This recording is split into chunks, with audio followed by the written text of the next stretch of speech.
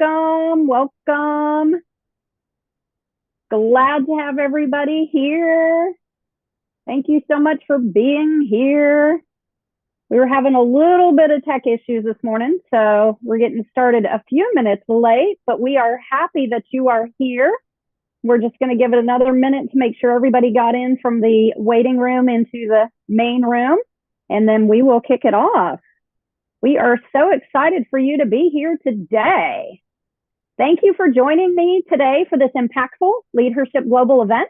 Today's event is called The Secrets of Creating the Best Version of You with the amazing Sherelle Jackson, a C-level executive, international keynote speaker, leadership coach, and business consultant.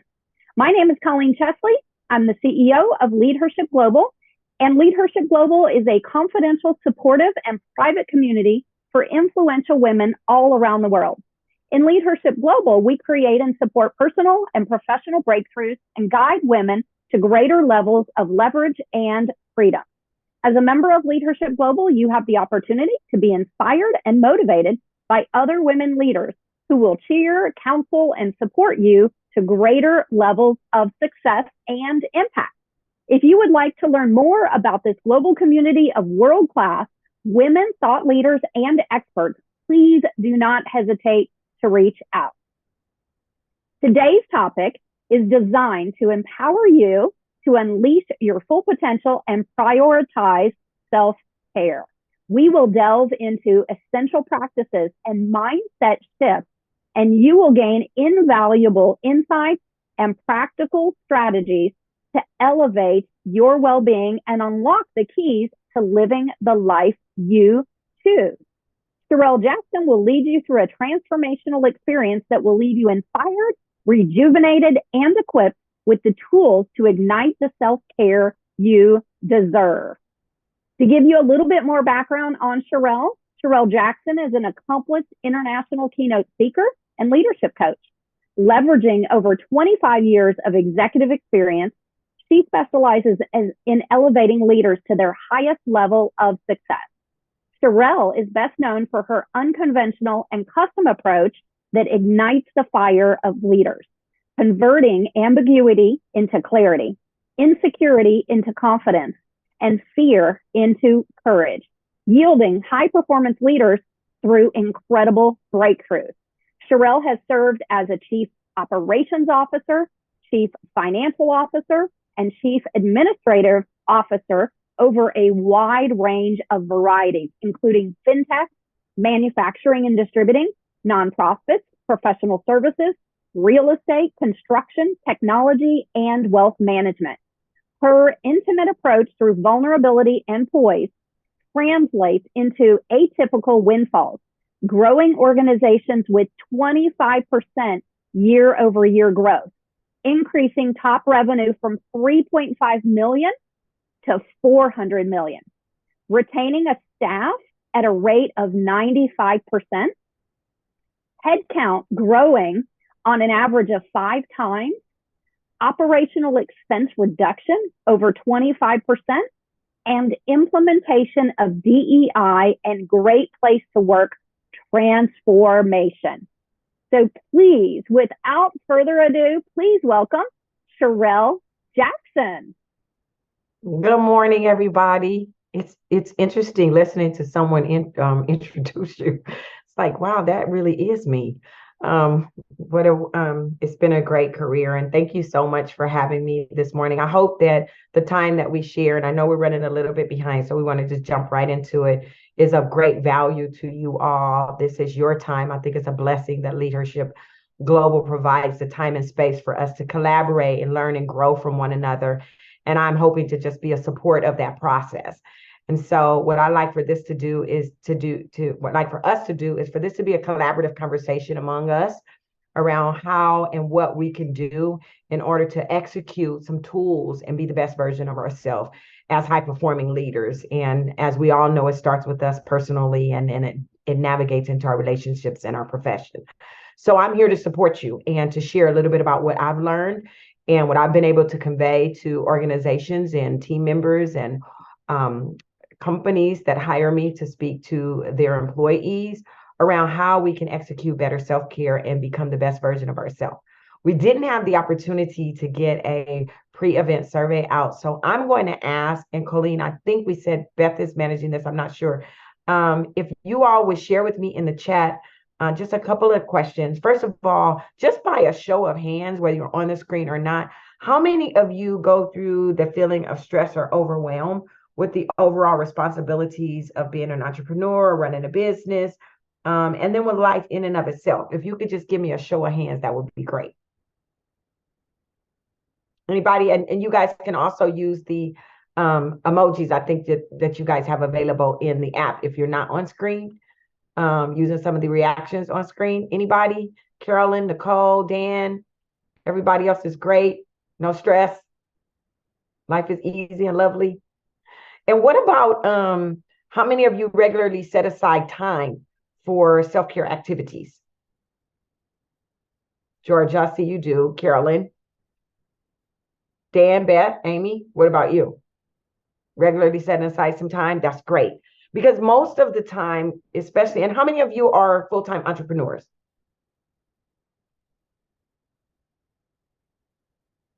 Amy, Nicole, what about you or Amy? I am support to an entrepreneur. Support to entrepreneur? Mm-hmm. Okay. And what about Amy? What about you? I'm an administrative assistant at a school district in Southern California, but I just published my first book about 6 months ago on daily inspiration. So that's just the starting journey. That's great. Congratulations. Congratulations. Well, we want to get right into it and just talk about, what it looks like and feels like for us as we are walking through how we become the best versions of ourselves, and how important it is that we prioritize our self-care. And oftentimes, we don't take the time to prioritize self-care.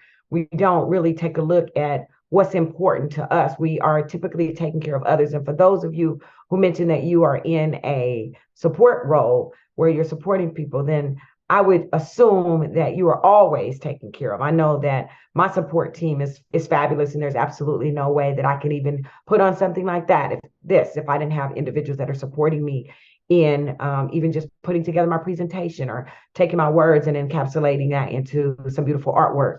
So the idea of us making it important that we prioritize our self-care is critical. And I don't know about you, but I'd like to ask, in terms of just improving our physical health and what you do in terms of your physical health, that's one of the things that's very important. And it's important that when we're talking about our self-care, that we have a routine around how we even start our day in terms of what we say to ourselves, our self-talk, how we start our mornings. How many of you start your morning looking at your phone? Does anybody take a look at their phone? Can any of you share what your morning routine is and how you start and set the cadence for your day? Because we have a small enough group that we can actually collaborate. I can do that. About 25 weeks ago, I determined the treadmill and I were going to become friends after years of discord, we'll say. So I have now, with the exception of taking a week off after an automobile accident, I've now been on the treadmill every day for 24 weeks. I do it the very first thing when I get out of bed, get my tennis shoes, etc. And my reward is my first cup of coffee. And nobody had better get between me and that coffee pot. So you're starting your day off with improving your physical health. And based on the things that you see on the screen, would you say that it's true that when you start your day with taking a look at your physical health and actually activating on something that's going to set the cadence for your day, that it impacts your energy levels or vitality, that it actually is supporting you and your overall well-being? Well, I'll put it this way. I was in for a checkup with my doctor the other day, and he said, I've never seen you look better. Well, that's fabulous. That's great. And what about you, Nicole? Oh, that was merely me cheering on Georgia Day. Okay. That's great. I just recently made a move to another state 2.5 weeks ago. Mm-hmm. And I too recently befriended the treadmill Georgia Day after many months of discord. I love your description of that. My mornings typically start, I I avoid the phone at all costs, except for to maybe put on some meditative music. I like to sit outside in my new patio that overlooks the mountains in Chattanooga, Tennessee, and write and drink coffee. And Amy, what's your morning routine? We got a Frenchie about 6 months ago. So now we have two of the three bulldogs. We have an American and a Frenchie. But my first step of the day is to have a little cuddle time with her. That just sets my mood to happy. She's just so funny. And then I still have kids in school, so get the kids up and ready for school. I don't generally get on my phone until after I get to work. I don't have time to. So, but you guys mentioned the exercise. So I'm not a get up in the morning exercise person.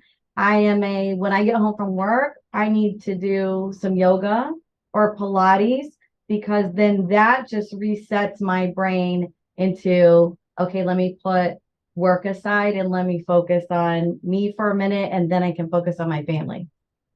I think the key is, and thank you for sharing, the key is that when we're starting our day, that we have to keep in mind how and what type of day that we want to have. So for me, I make a determination that every day is going to be amazing, that every day is going to be a day where I'm going to experience joy and peace. And I literally set the cadence for my day based on my self-talk. So whatever happened yesterday or whatever I might be looking forward to, or maybe not looking forward to, has no impact on the day that I'm going to have, because I take ownership of the day.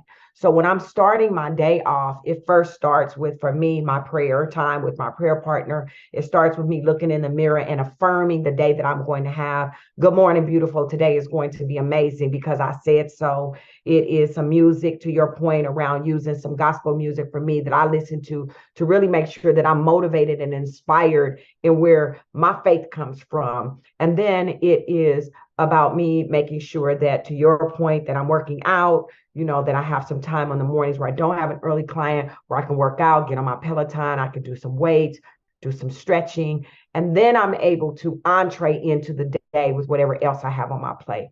I don't look at my phone, to your point, other than to turn on my music on Pandora or hit my gospel channel on YouTube. But the key is that in order for us to exercise self-care, and most importantly, for us to be the best version of ourselves, we have to make it a priority. And we set the cadence for our day by how we start our day. Now, we talked about the fact that the physical health is important, but our mental well-being, which is what I'm describing around what I tell myself and what I allow in my space, is critical for us having and being the best version of ourselves. So when I decide, regardless of what I've gone through, whether it is a disagreement with my boyfriend or a disappointment with a client, or maybe I didn't get a great engagement, or I'm feeling overwhelmed because of the tasks that are in front of me, none of that has any impact on how I feel.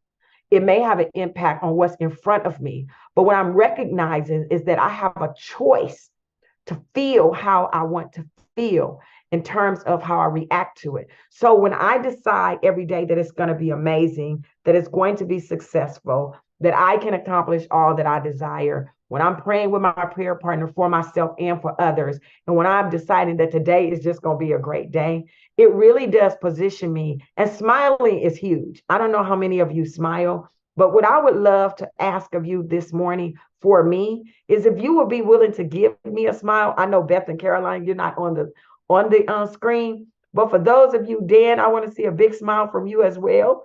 You're okay with that? And thank you, Carolyn, for joining us. Smiling, if you know, it's contagious, and you actually can create it within your own self.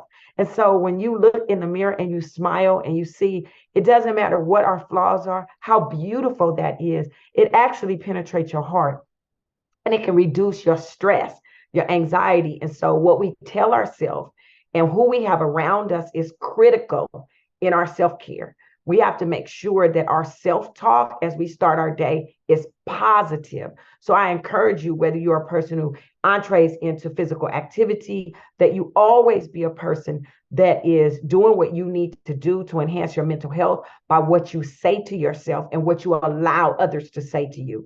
and how you start your day, because that's going to impact how you feel. When you are aware of what it is that you want, not only for your day, but for your life, you can then begin to make decisions in alignment with that. And so what I mean by that is I have a cadence by which I live. That is that I live a life that is primarily focused on great health, low stress, joy, peace, abundance, and impact. That's my life cadence. Now, what does that mean? It means that everything I do must be aligned. So if I have an opportunity to take on a new client that might create abundance, but disturbs my peace, oh, you better believe, baby, we're not doing it, because I've set the cadence for how I want to experience my life. Now, it can be difficult to do that because sometimes fear sets in and I'm thinking, ooh, I really need that client. But what I do is I allow the fear to have a voice, but it can't have a vote. In other words, there are going to be times where I'm feeling afraid emotionally. I may be a little bit anxious or not aware of what my outcomes are going to be in the future because I've allowed myself to move out of the presence. But what I recognize is that to stay emotionally resilient, I don't make decisions disaligned with my life cadence. And therefore, it allows me to maintain the stability emotionally because I'm aware of where I am. And it helps me to deal with the different challenges and setbacks that come into my life because I'm focused on the cadence.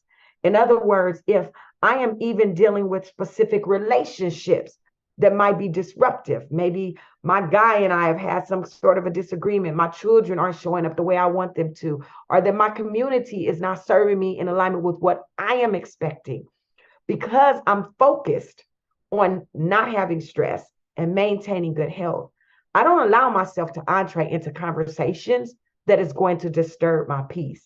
So what I want to ask you, is when you are working on maintaining your own cadence for yourself, what are some of the steps that you would take to do that? And first, before you even answer that question, have any of you made the decision on the life that you want to live and how you want to experience, not the transactions you want to close? So I'm real big at community involvement. So I'm going to start with Carolyn and ask you if you would share whether or not you've thought about, or even in just hearing this, what is your life cadence and how do you want to experience your life? Yeah, so I am considering myself to be very fortunate that every day, because of the work that I do, I get to make a difference. So I get to feel renewed even when I'm exhausted and overwhelmed, because I can see the difference that both myself and my team make on a daily basis. So that feels really good. But that what happens is that sometimes we run out of the ability to continue to add more on. Obviously there's only 24 hours in the day, and at some point you have to be able to turn things off. And that's what I needed to be better at. So is to be able to let go, and that whole piece where we've all heard that no is a full sentence. And I don't say that very often, which is something that I need to increase in my vocabulary. So we definitely will touch bases on that, because that's all about those boundaries, right? Right. And it's very important that we safeguard ourselves. What do they say when you get on the airplane? Put your mask on first before you're trying to save somebody else. So Dan, when you're thinking about how you're setting the cadence for your life, can you share with us, what decisions you've made about how you want to experience your life? And then what are some of the things that you do to ensure that your decisions are aligned with that? Sure, I'd be happy to share. So I made a decision in my early 20s on my conditions of satisfaction. And so for me, I decided early that life was going to be an adventure. And I also decided that I was going to be a scientist. Now, I'm not a scientist, but the reason I say that is scientists work in the lab, right? And scientists work experimenting. And scientists don't work in a binary world of success and failure. They work in a world of experimentation. And the more mistakes I make, the more I learn. So we can look at, Thomas Edison 10,000 times to get to the light bulb, or Buckminster Fuller, the more mistakes I make, the smarter I get if I'm learning. Right. And I built a career, Sherelle, only taking assignments that were in my vision. So I had a business background, I have a consulting background, I have a merger and acquisition background, I have a tech background. I did 5 startups, I did a global brand revitalization. And I kind of looked to Hollywood for a lot of inspiration. And I think the only difference between the great actors and the ones that are sort of B or C is not their ability. It's their how they choose which projects to be on. It's how they edit. And so for me, I think I was a really good editor, right? And so I'm also somebody who's very good at saying no. I'm very good at boundaries. And one of my heroes is Viktor Frankl, and he says between stimulus and response, there's a choice. And so for me, I'm very aware of what my emotions are with my own self-awareness. And that ability to be in that experience and integrate it means that I don't carry a lot of crap around with me. I don't suppress. And I live in the present moment. So That's great. I think that's great, because it's very important that we become aware of who we are and what we want, not the transactions that we want to close.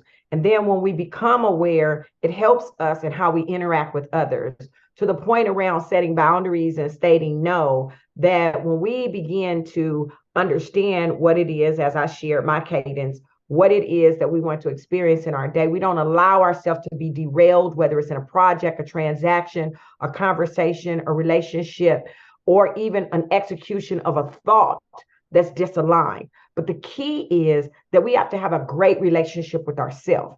We have to be able to know who it is that we are, but most importantly, what is the life experience that we want to have? And then how do we make decisions in alignment with that, so that we maintain that cadence throughout our life?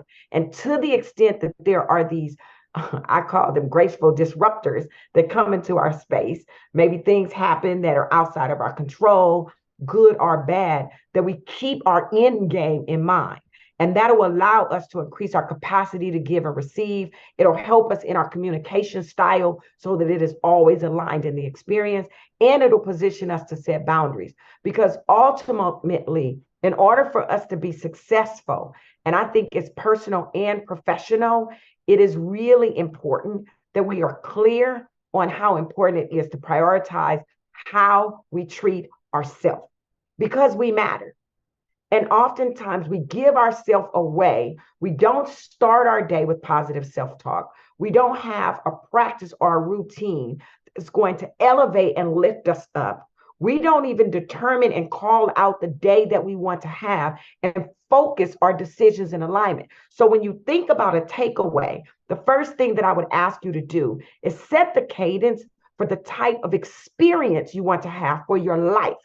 And then make the transactions and the decisions align with that experience. Start your day off positively, regardless of what's going on or how you feel. Making sure that you have positive self-talk, that you have practices in the morning, whether it's listening to music, walking the dog, whether it's prayer and meditation, whether it is affirming who you are and what it is that you will accomplish, and stating the day that you want to have. And then you can start to focus then on the actual transactions. But if you put that into play, I guarantee you, it will position you to have a high performance day. The other thing I would encourage you to think about is in your daytime, think about when you are the most productive. Now, what we call that is your beast mode. For me, I am a highly productive person in the morning. And so knowing that during your most productive time, it's critical that that is where you set the transactions that are the most difficult. You want to accomplish the most difficult transactions during your peak performance time. How many of you have determined and know when you perform at your best? Okay. And during those times, how many of you set the cadence? In other words, you actually schedule out the most difficult things or the things that you tend to procrastinate on and make sure that you do those things during that high performance time. Have you thought about that? Because it's very, very important. It's very important that we actually position ourselves, and we've talked about this, so I'm going to screen through. You guys have seen these in terms of just setting the cadence for your day, which we've talked about. But when you think about your beast mode, your time where you are going to accomplish the most, it's very, very important that you do that by doing the most critical and or difficult and important tasks during your highest performing time. That's very, very important. Now, I want to ask, for those of you who feel that you do that within that, can you share, and maybe I'll ask you, Georgia, what is your beast mode? What's your high performing time? Morning. Absolutely. So once I finish the treadmill and have coffee and have prayer time, then I am in my office starting to work. And unlike years ago, where I used to go through email, unless I have something for a client, I don't touch it. I have a plan for the project or projects that I need to work on. Typically between 9 and noon are my very highest times. By 4 o'clock in the afternoon, by 5 o'clock, that's when I'm thinking about doing email. Okay, that's great. And you know that. What about you, Lydia? Do you know your beast mode times? And welcome. Do you know your beast mode time? When is your highest performing time where you know that you are the most productive? Lydia, are you with us? I'm sorry, I'm with you, but I'm in a bunch of noise right now. Okay. I apologize. But it is the mornings. It's when I get up, I do prayer, meditation, and work out and start the day. So the morning is when you're getting the most done. You're accomplishing the most. And for those of you, if you have not identified your beast mode, and it doesn't have to be the same time every day, because sometimes our commitments disrupt that. And remember, the reason why I'm bringing that to you is that self-care is self-monitored based on how we treat ourselves. And oftentimes stress comes because we're backed up or we're having to do something at the last minute, that there are transactions that we need to complete that we haven't completed or that might be more difficult. There are relationships that we are in that may bring a level of stress. And so we need to know when our peak performance times are so that we can deal with the difficult things that we encounter in our life during the time when we're performing at the highest. In other words, it could even be a difficult conversation. If your beast mode is not morning, and you're trying to have a difficult conversation at the end of the day when you're the most tired, your brain is not optimized. And so it's very important that you are safeguarding yourself and that you are clear in even your scheduling. And that starts by us setting, as we started to talk about earlier, some very important boundaries first with ourselves, right? Because if I know that I'm a high performer in the morning, I don't need to be scheduling these major tasks at 3 or 4 or 5 or 6 o'clock. When I'm tired, I start my day at 5 a.m. I've already pulled 12, and now I'm trying to do something else. That is not the best way to preserve my mental and emotional well-being. It just doesn't make sense. And that mutual respect that we need to convey starts with ourselves. We've got to protect our energy and our space. We have to position ourselves to keep our stress down and not be overwhelmed. But that starts with setting our day and then executing in alignment with when we are the highest performers. So if you think about one thing in just hearing that you could execute or implement that could help reduce your stress, because Amy, I heard you talk about the fact that you're supporting that, and I'm sure that there is a lot that comes on your plate based on what we've talked about, whether it's how you're starting your day or whether it's positioning yourself to start setting appropriate boundaries. What are some things that you can do to protect your space, your energy, or reduce your stress or overwhelm?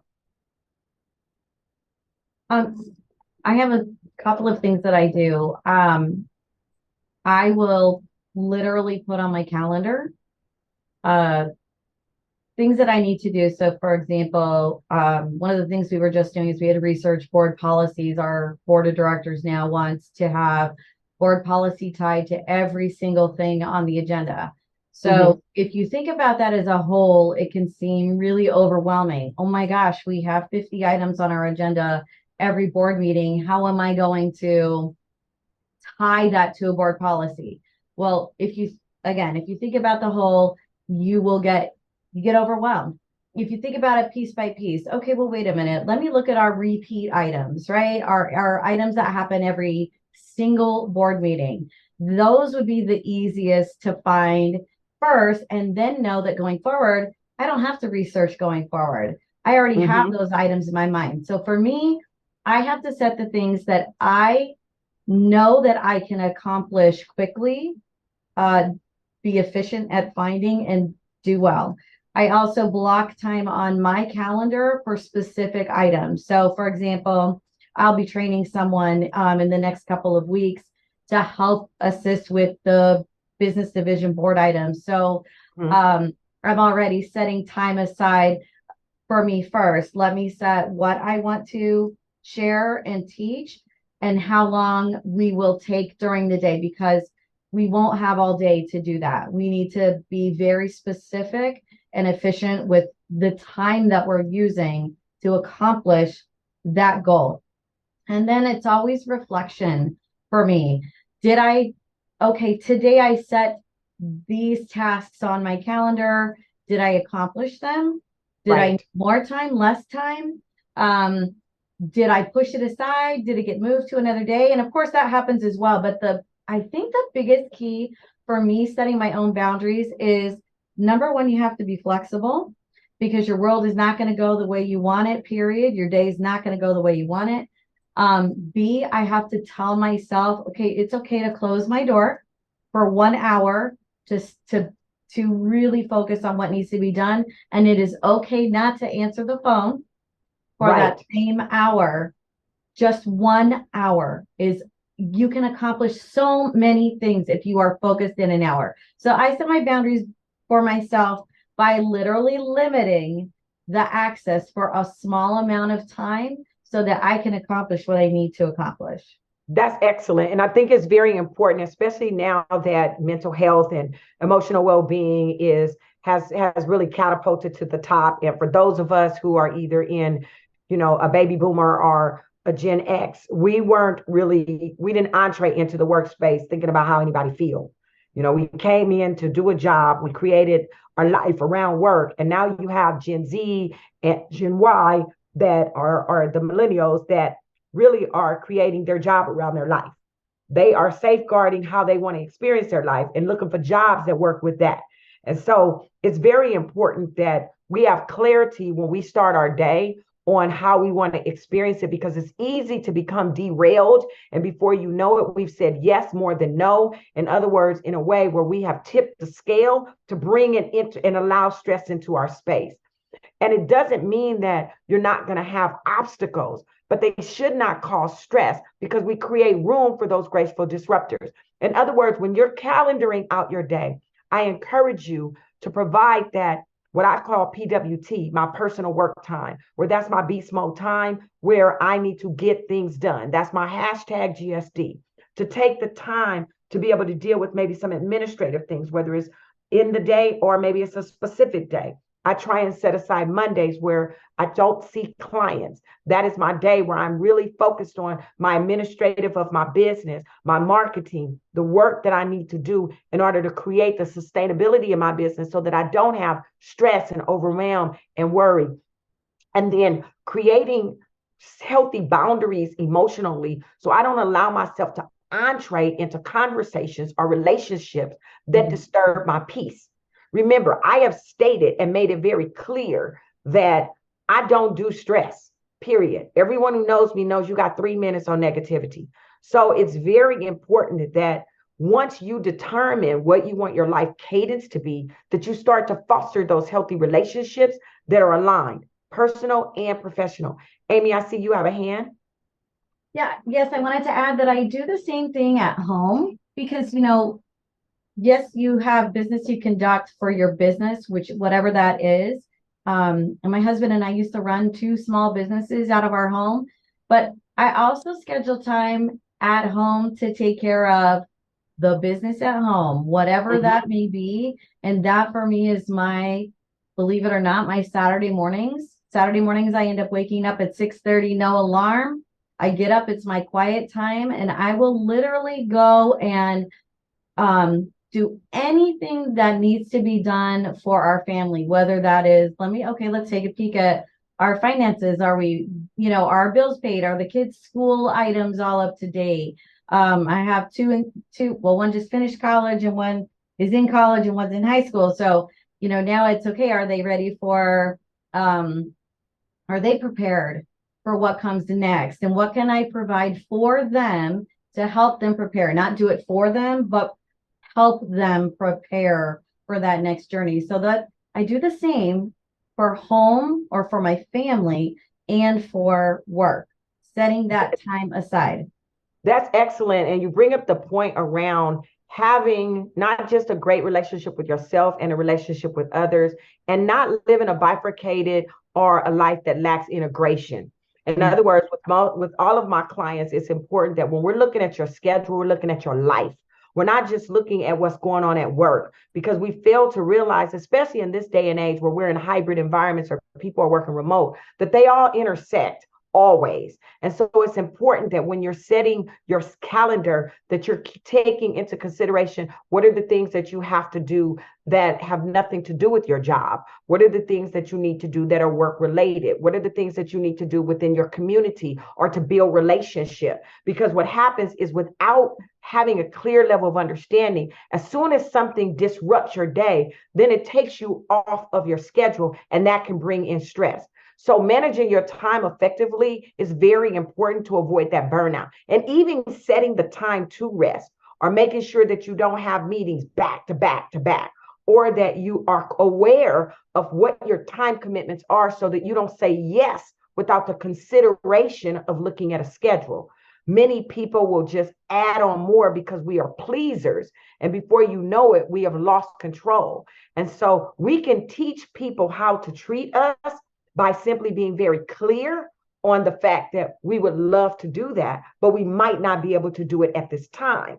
And if we are working for other individuals that may have requirements of us, then we also might say, yes, I'm able to do that, but here's the time frame in which I can get it done effectively. Will that work for you? And what I would say is that when you understand what's important to you first, you teach people how to treat you. And people really begin to respect who you are, and they will show up in alignment with what you need. And they will also give you grace as it relates to how you consistently show up. So I encourage you that when you start to think about being the best version of yourself, how you're starting your day, setting the cadence, being able to set healthy boundaries, and establishing some balance in your life, that you are very, very clear in your show up, and that you understand what's important to you.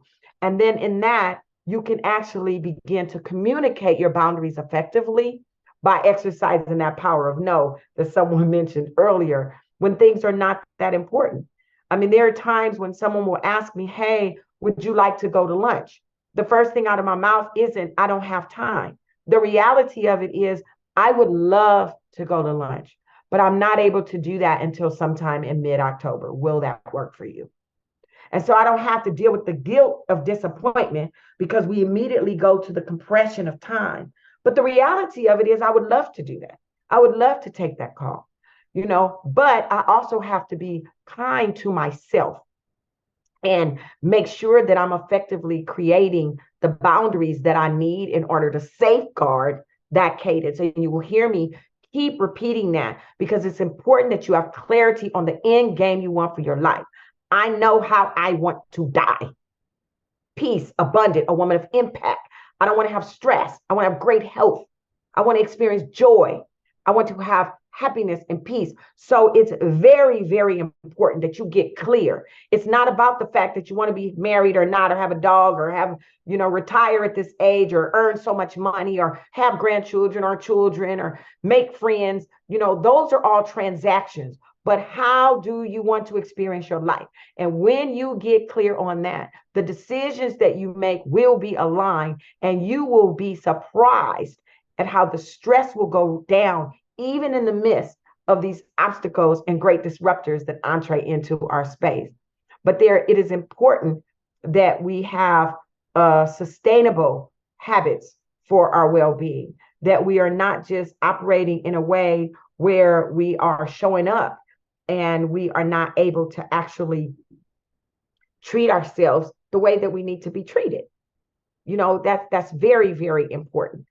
Some of the things that we want to make sure that we can do is that, we talked about those habits around our communication and asking for what we want, the authenticity within our life, having great rest and exercising. But when you think about habits that you have for your well-being, I love to hear, and maybe Lydia, because we haven't had a chance to hear from you, what are some of the habits that you've implemented that will position you to have great well-being?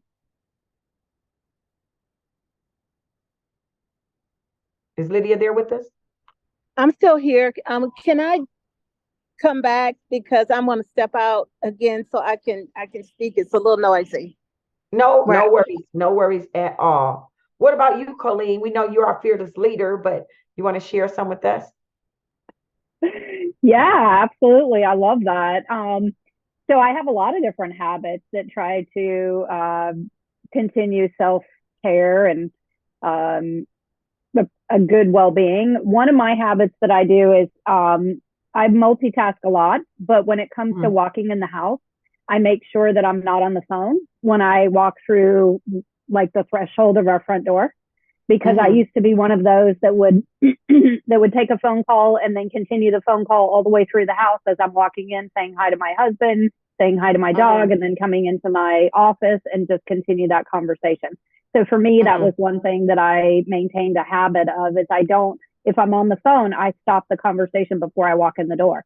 So sometimes I'll sit out in the driveway for 20 minutes finishing a conversation, but it allows me to have the proper mindset when I walk into the home, that I can be present for my family and be present for whatever's going on before I get back into work mode.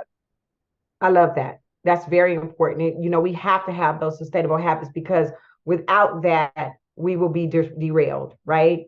And before you know it, we have lost sight of what's important. And people begin to respect that, so that we can make sure that we are on 10 always. And even if, again, we are derailed by something that comes into our space, we have to set a time frame on which we're going to give to negativity, fear, anger, disappointment. Like, those are natural emotions. And again, you can feel what it is that you feel. You don't deny yourself of those feelings, but you cannot allow it to have a vote in how you execute.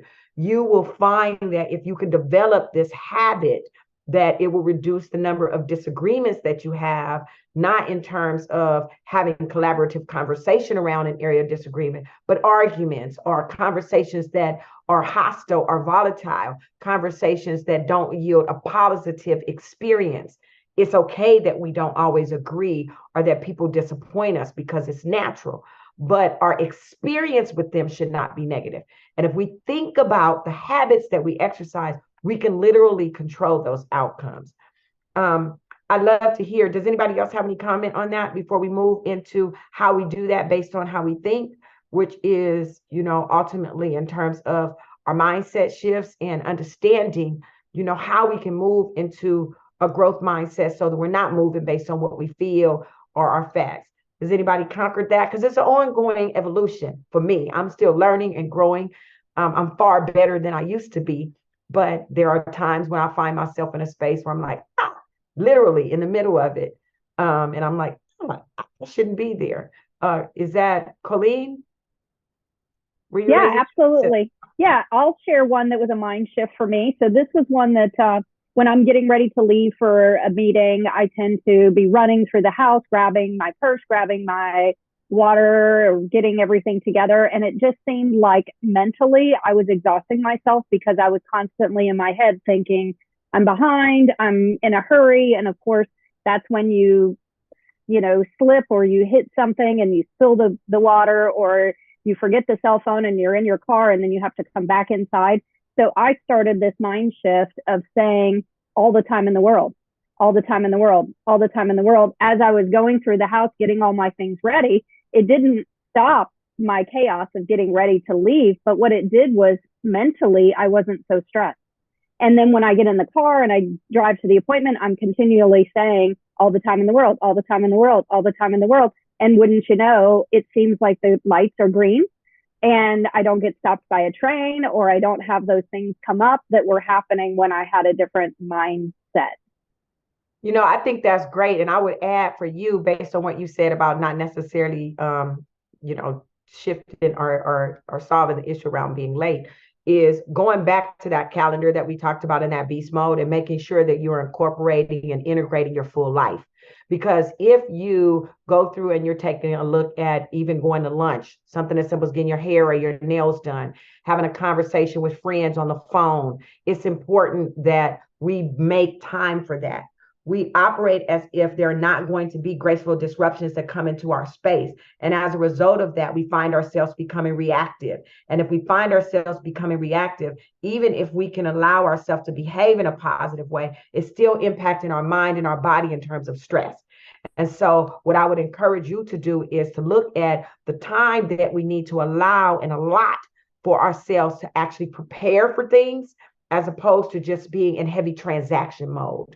Nicole, I saw your hand up as well. Yes, I was just going to say, one of the things I've been playing with my partner is asking, if he needs to share something, asking him if he can give me just a moment to complete my thought or my text or my email, get that sense of completion, so then I can go forth and give him my undivided attention. I think that's good. I think it's very important that we have clarity around what it is that we need, and that we ask for what it is that we need, because so often we fail to do that. And I also think it's important that we pay attention to the contributor to conversations, because we all process differently. So what I find is I'm a very quick processor. And so I used to feel like, well, do you hear me? Well, what's happening? Blah, blah, blah. Whereas now I literally can say to a person, well, are you processing? And so when you start to entree into your mindset shifts, you have to think about, what is your goal? So for me, one of the things that I love that was said earlier by Dan is that I have a very strong growth mindset. So I like to know, and I will be asking you, what could I have done to make this presentation better for you? Not that I don't feel good or confident about the data and the information I'm providing, but I'm always looking to grow and level up. And so that will be an ask of you. So when we start to understand our mindset, we want to do this with a level of understanding that we need to be better. And in order for us to be better, we are only focusing on the things that we are not doing at our best. And so that means that we have to be open to hearing things that we're not that great at, things that we've done that disappointed others. It's not about whether we agree or disagree. It's about whether or not we want to be better. And that will allow us to have more tolerance for other people, to be more patient, to give grace, and to gain grace. And so when we start to integrate the mindfulness practices for growth, there's some things that we can do when we find ourselves. Colleen, you gave a great example of all the time in the world, whether it's deep breathing, whether it is thinking about your thoughts and how you're feeling about certain things. So it's important that we're constantly practicing that mindfulness, because remember, this is about being the best version of ourselves. And in order for us to be the best version of ourselves, we have to make some changes. And those changes look like how we start our day, what we say to ourselves, who is in our tribe, and who have we given permission to tell us the truth about ourselves in order for us to level up? What are the things that we are saying to ourselves and the cadence that we set for ourselves? And are our decisions aligned with that cadence? Are they aligned with the experience that we want to have, so that when we decision on the transactions, that they will not disturb the cadence. Do we have appropriate boundaries? And are we exercising the power of no through a yes, but not right now? Are we honest with people about who we are and what we need from them, so that the relationships that we have will yield a level of patience and tolerance? And are we offering that up to others as well? Are we open to hearing things about ourselves that are going to help us to be better, and recognizing those things? And I think, Dan, you said this well, in terms of it's not necessarily a failure, but you've either learned or you've gained an opportunity to grow, or you've succeeded, right? And so we want to hear that. And are we exercising, meditating, praying, and are we counting our wins?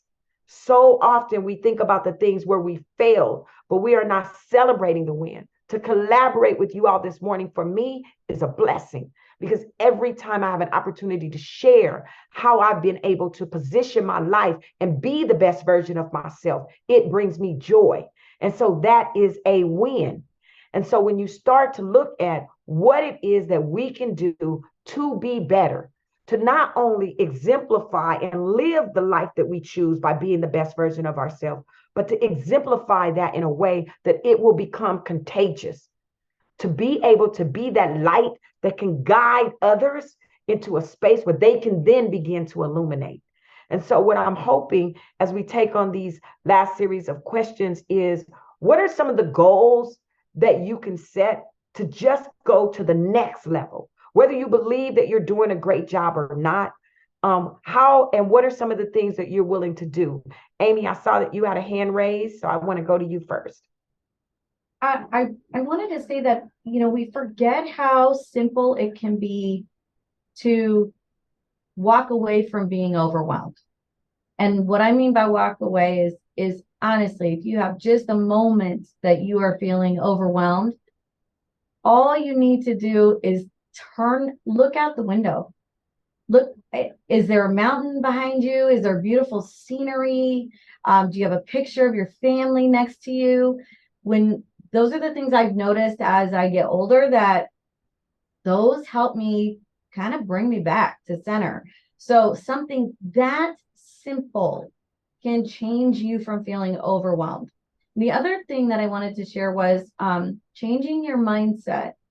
We had a person in our office who was talking about starting a list every day of the things that they did that were good and that they did that were bad. And I stopped the person immediately and said, how about if we change that from things I did badly or poorly to things I can do better? So you have, these are the good things that I did today. These are the things I can do better. That simple shift in your mindset changes how you perceive the world around you as a whole. You stop looking at good or bad. You're looking at how to improve.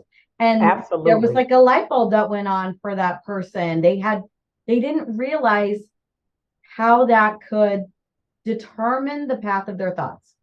Right. And I think that, it's important that I call it opportunities for improvement. So for me, I am always looking for my opportunities for improvement, whether I'm reaching out to my children and asking them how I'm doing as a mom, whether I'm talking to my guy to see what I could do to be a better woman for him, whether it's soliciting feedback from you all, which I will, to find out how I can level up as a speaker or as a moderator, or when you're in a workshop or a collaborative conversation like we're doing today.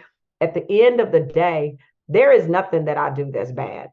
The only thing that I am is a badass. I mean, I have made that determination on who I am as a leader, period. You can't tell me anything different. But do I have opportunities for improvement? Absolutely. And am I open to being a better version of myself tomorrow? Yes. But how will I get there? It's only going to be by the contribution of others. It's not about what I tell myself, because I can believe what I want to believe. But it really is about the contribution of others. So when you think about what you will do next, take a look at the screen, make sure that you set some goals and some decisions to make self-care a priority. Pay attention to how you start your day, and at least make one shift if it's not aligned with allowing you to really be the best version of yourself, not to say it, but to experience it, not about what you do, but where are the opportunities for improvement, and pay attention to what you say to yourself. That's a very great example, Amy, around being positive and looking at and counting our wins, and then developing and having a tribe of people around us that will pour into us because they want us to be better, not because they want to condemn us, by sharing with us where we have opportunity for improvement. And the only option is to receive, not to explain, not to defend, but to receive and to be better. And pay attention to how we feel, because we can feel a myriad of emotions, but that should have nothing to do with what you do or what you say. And if you cannot control what you're doing or saying, ask for a timeout, because it's okay. But remember, to create these new habits, you got to set the time for change. Pay attention to your calendar. Understand your beast mode. Schedule the most difficult tasks and the most important tasks during that time. But also integrate your calendars so that you don't try and only work with a business calendar, forgetting that life is part of the graceful disruptions that derails us from getting things done. And if you cannot do this on your own, make sure that you have an accountability partner. Make sure that there is somebody who cares enough about you to tell you the truth. Get a coach, a partner. You have this type of a group that we're in, but whatever you do, invest in yourself, because you matter. So as I mentioned, I want to ask you about your experience. If you guys are not on your phone, I'd love for you to click the QR code on the screen here. It's a very, very quick and short survey, and just give me your feedback so that I can know what I can do to support you, how I did, if you want to stay connected, if there's a way that I can support you, because this has been of great value. I really, really appreciate your time. I appreciate the opportunity to be able to serve you, to share with you. It has been an absolute blessing. And I hope that you can walk away with at least one meaningful takeaway, because you matter. And I truly want you to walk away being a better version of yourself than when we started this morning. So thank you guys so much.